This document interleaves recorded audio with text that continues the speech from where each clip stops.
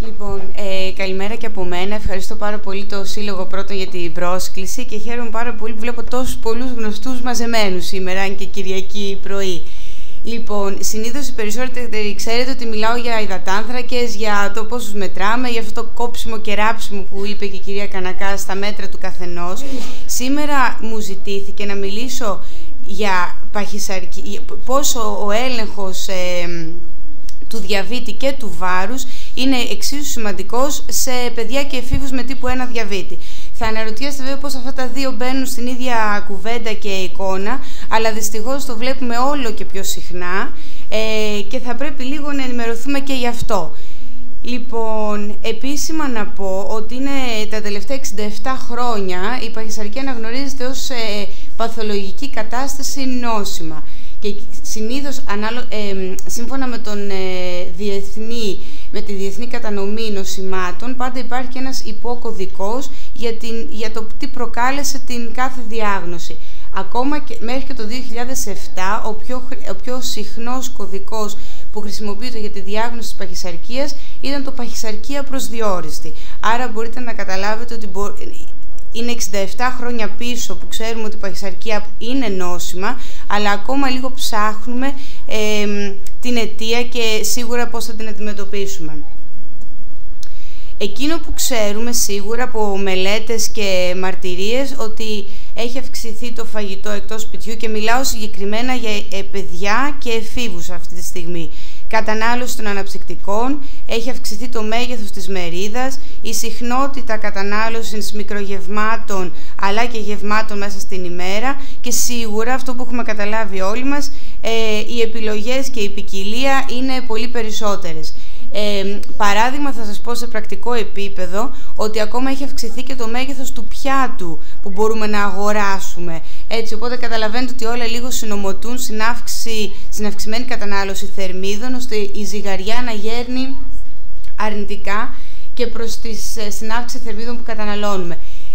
Απ' την άλλη πλευρά της ζυγαριάς έχει μειωθεί η σωματική άσκηση για πολλούς και διαφόρους λόγους που δεν θα τους αναλύσω αυτή τη στιγμή. Και μελέτες λένε ότι εφόσον δείχνει να έχει αυξηθεί κατά ένα μεγάλο ποσοστό η κατανάλωση λιπαρών, πρωτεΐνης, αμέσως αυτό επηρεάζει αρνητικά την κατανάλωση φυτικών ινών, δηλαδή φρούτων και λαχανικών από τις συγκεκριμένες ηλικίες, και τα δεδομένα και τα στοιχεία είναι ιδιαίτερα ανησυχητικά στη χώρα μας. Δεν είναι κρυφό ότι η Ελλάδα πλέον είναι στην πρώτη θέση παιδικής και εφηβικής παχυσαρκίας και κάτι πρέπει να κάνουμε γι' αυτό. Επιμένω ότι αφορά και παιδιά και εφήβους με τη διάγνωση τύπου 1. Ποιος είναι ο στόχος μας? Πάντα μιλάμε για σταδιακή απώλεια βάρους ή ανάλογα με την ηλικία. Θα σας δείξω στη συνέχεια έναν πίνακα με πόσο στόχος απώλειας ή συντήρησης βάρους μετατοπίζεται ανάλογα με την ηλικία του παιδιού. Και φυσικά για την ιατρική ομάδα σημασία έχει και μετρήσεις φυσιολογικές όσον αφορά χολυστερόλ, τριγλικερίδια, ινσουλίνη, γλυκόζη στα παιδιά. Πέραν τούτου, εγώ θεωρώ πολύ σημαντικό ότι έχουμε ένα παιδί το οποίο αναπτύσσεται και μεγαλώνει. Οπότε, μέσα στην καλή γλυκοζηλιωμένη, στην καλή χολυστερίνη, τριγλικερίδια κτλ. Πρέπει να θυμόμαστε ότι οφείλουμε να υποστηρίξουμε και την σωστή ανάπτυξή του. Εδώ μπορείτε να δείτε πώς αλλάζει ο στόχος για απώλεια ή διατήρηση βάρους ανάλογα με την ηλικία και ανάλογα με το από πού ξεκινάει η παχυσαρκία για το κάθε παιδί ή έφηβο. Βέβαια, ίσως είναι πολύ ανησυχητικό και δυσάρεστο που μιλάμε για ηλικίες από 2 έως 5 ετών και έχουμε πλέον στόχους για διατήρηση βάρους ή απώλεια σε εκείνες τις μικρές ηλικίες, αλλά αποτελεί μία πραγματικότητα. Λίγο να τονίσουμε εδώ πέρα ότι μιλάμε για ηλικίες, δεν ξέρω αν αυτό δουλεύει. Το μεσαίο. Η πραγματική απώλεια βάρους μέχρι και 1 κιλό την εβδομάδα ξεκινάει δειλά-δειλά από αυτό το γκρουπ της ηλικίας 6 με 11 και μόνο όταν μιλάμε για κλινική παχυσαρκία στην ηλικία αυτή. Τις περισσότερες φορές, ανάλογα φυσικά και με το που ξεκινάει το κάθε παιδί, μια διατήρηση βάρους είναι και ο επιθυμητός στόχος. Και αυτό είναι σημαντικό να το ακούνε οι γονείς, γιατί πάντα ξέρω υπάρχει ένα άγχος για τη ζυγαριά, αλλά όπως είπα έχουμε ένα παιδί το οποίο αναπτύσσεται. Άρα δεν είναι μόνο τι θα δείξει ζυγαριά, πρέπει να σκεφτούμε και την ανάπτυξη του ύψους του επίσης. Λοιπόν, λύσεις. Υπάρχει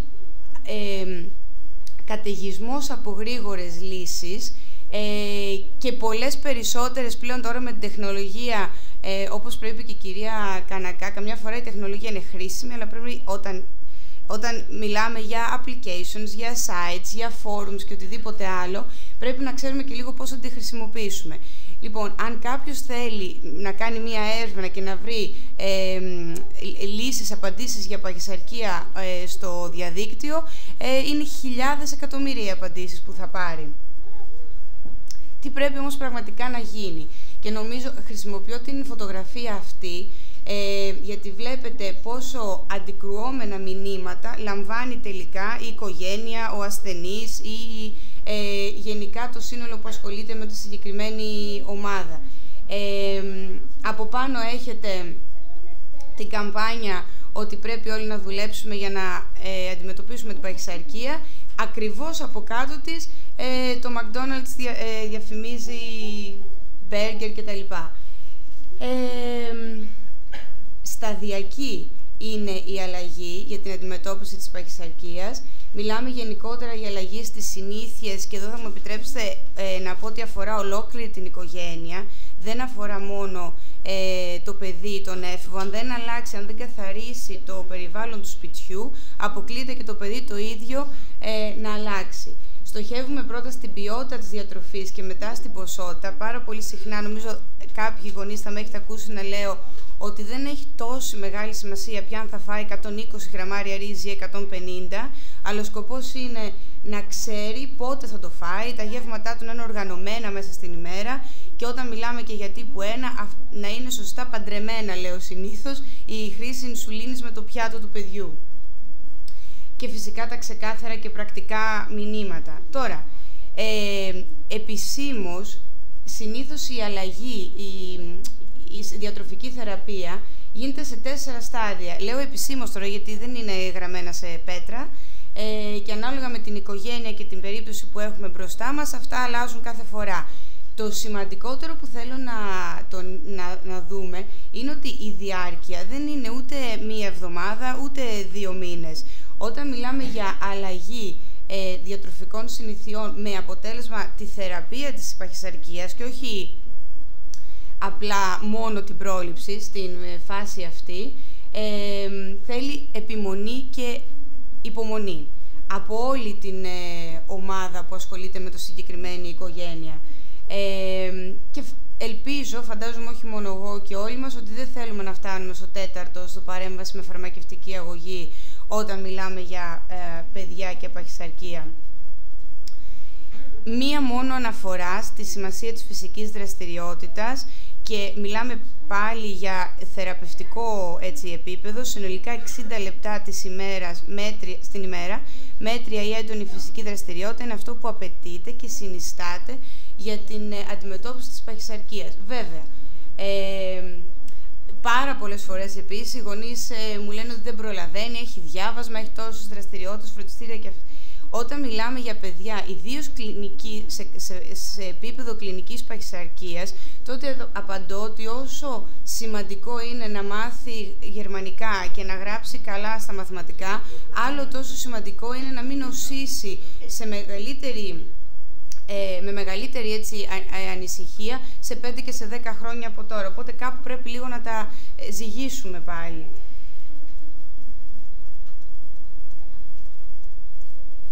Για να τα βλέπετε όλα. Τι σημαίνει αλλάζουν συνήθειες? Πρώτο και κυριότερο το σπιτικό φαγητό. Εδώ θέλω να πω ότι θα ελπίζαμε η οικονομική κρίση να μας έχει μάθει 2-3 πράγματα περί φαγητού που έρχεται απ' έξω και σνακ και μικρογευμάτων. Η αλήθεια είναι ότι ακόμα δεν έχουμε μάθει και εδώ χρησιμοποιώ και ελληνικά δεδομένα. Μείωση στην κατανάλωση αναψυκτικών και χυμών. δεν θα πάθει τίποτα το παιδί και με τύπου 1 διαβήτη και μόνο με παχυσαρκία, εάν δεν πιει ένα ψυκτικό ή χυμό. Οι συστάσεις οι επίσημες είναι ότι η ποσότητα, η μερίδα που του αναλογεί είναι το γνωστό τα 120 ml, το γνωστό κρασοπότηρο. Δεν είναι στίβο 5 πορτοκάλια και όσο βγει ο χυμός να καταναλωθεί. Μιλάμε σε μια δεύτερη φάση για σωστές μερίδες για την κάθε ηλικία. Το πρωινό, πάλι πολλές φορές θα το ακούσουν εδώ οι μικροί μου φίλοι, εγώ θα το ξαναλέω συνέχεια, ότι αν η μέρα δεν ξεκινήσει σωστά και ιδίως όταν έχουμε να ζήσουμε με την διάγνωση τύπου 1 διαβήτη, τα ζάχαρα πρέπει να ξυπνήσουν καλά από το πρωί, ώστε να αποφεύγουμε στο υπόλοιπο της ημέρας μεγάλα σκαμπανεβάσματα και εναλλαγές. Δηλαδή με το να φάτε ένα σωστό πρωινό μειώνεται αμέσως το εύρος των τιμών μέσα στο υπόλοιπο της ημέρας. Καθιστική δραστηριότητα, και δεν εννοώ όταν κάθεστε να διαβάσετε, πέραν του διαβάσματος, καθιστική δραστηριότητα καλό θα είναι να περιορίζεται και αυτή ημερησίως. Η σημασία των οικογενειακών γευμάτων και τα όρια από τους γονείς, και τέλος, πάρα πολύ σημαντικό, όχι ακραίες διατροφικές απαγορεύσεις. Άλλο ένα που συναντάω πάρα πολύ συχνά από τους γονείς και παιδιών με τύπου 1 διαβήτη, που εκεί είναι πιο ανησυχητικό, και με παχυσαρκία, προσπαθούν να εφαρμόσουν στα παιδιά τεχνικές που έχουν χρησιμοποιήσει στο παρελθόν για αυτούς για απώλεια βάρους, όπως πρωτεϊνικές δίαιτες και τέτοιου είδους τεχνικές. Είναι μόνο επικίνδυνο, ιδίως όταν έχουμε να κάνουμε με διάγνωση τύπου 1 διαβήτη, και εδώ συνεχίζει, γιατί η απώλεια βάρους με την παρουσία τύπου 1 διαβήτη θέλει μεγαλύτερη προσοχή, και πάντα λέω, και έτσι θα καταλήξει η παρουσίαση, ότι πρώτα φτιάχνουμε το διαβήτη και μετά ακολουθεί η ζυγαριά. Κατά καιρούς θα έχετε δει ότι εμείς οι διαιτολόγοι έχουμε πάρα πολλά εργαλεία στα χέρια μας για να οπτικοποιήσουμε τι σημαίνει σωστό πιάτο και σωστή ποιότητα διατροφής. Το πιο πρόσφατο που χρησιμοποιούμε είναι το μοντέλο του πιάτου αυτού, γιατί θεωρήθηκε ότι κανένας μας δεν τρώει πυραμίδες, οπότε το πιάτο ήταν μια πιο ωραία και εύκολη και πρακτική εικόνα για να καταλάβουμε λίγο σε τι αναλογία μπαίνουν η κάθε ομάδα τροφίμων. Το πλέον ενδιαφέρον είναι το τελευταίο σημείο που και εμένα μου έκανε εντύπωση όταν το συνάντησα, ότι υπάρχουν ενδείξεις ότι το παιδί από μόνο του ελέγχει τις μερίδες του καλύτερα. Οπότε καλό θα είναι, όταν πλέον προσπαθούμε να καλλιεργήσουμε σωστές συνήθειες, ας αφήνουμε και ελευθερία. Αν δεν τελειώσει το πιάτο του, δεν πειράζει. Ή ας το αφήσουμε να ζητήσει, ας μην το παρουσιάσουμε μια μέγα μερίδα, και ας το αφήσουμε να πεινάσει το ίδιο και να ζητήσει εκείνο, εάν θέλει παραπάνω. Περιττές θερμίδες. Μπορείτε να δείτε παραδείγματα από που πάρα πολύ εύκολα μέσα στην ημέρα μπορούμε να συγκεντρώσουμε. Δεν ακούμε? Αυτό που λέμε περιττές θερμίδες. Δεν λέω ότι όλοι καθημερινά έχουμε το ίδιο πρόβλημα, αλλά όταν μου λένε, ας πούμε, ότι δεν πειράζει αν φάει 3 κομματάκια σοκολάτα μετά το γεύμα του κάθε μέρα, αρκεί να κάνει τις σωστές μονάδες ινσουλίνης, και το Σαββατοκύριακο θα πάμε και μια βόλτα, θα το καλέσουν σε ένα πάρτι, αμέσως, εντάξει. Όχι. Αμέσως έχει ξεπεράσει πολύ γρήγορα τις θερμίδες που έπρεπε να καταναλώσει και έχει κάνει και κατάχρηση ινσουλίνης.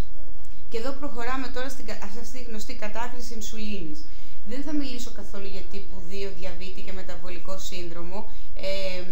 Υπάρχουν ενδείξεις όμως για το ρόλο της παχυσαρκίας ως παράγοντα εμφάνισης τύπου 1 διαβήτη, χωρίς να θέλω να σας ανησυχήσω, κάποια πολύ μικρά στοιχεία και δεδομένα.